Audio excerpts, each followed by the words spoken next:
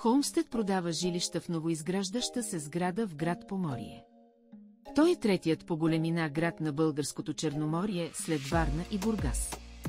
Градът е административен център на община Поморие. Обектът е с акт 14, като строителството е стартирано през месец януари 2024 година. От 15 юни се спират всички строително-монтажни процеси на територията на град Поморие, в резултат на активния летен сезон. След 15 септември отново ще бъдат възобновени всички строителни дейности по сградата. Тя ще бъде завършена и въведена в експлоатация в началото на 2026 година. Сградата е разположена на самия пясъчен плаж с 6 жилищни етажа със съвременна визия, луксозни общи части и 2 асансьора. Разполага с общо 55 броя непреходни апартаменти от различен тип с уникална фронтална гледка море.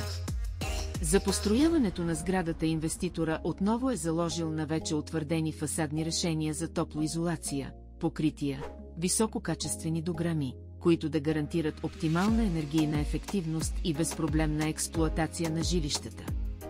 Закупуването на апартамент с фронтална гледка към морето в Поморие предлага множество предимства, прекрасна локация, висока инвестиционна стойност, здравословни ползи, културно богатство и личен комфорт.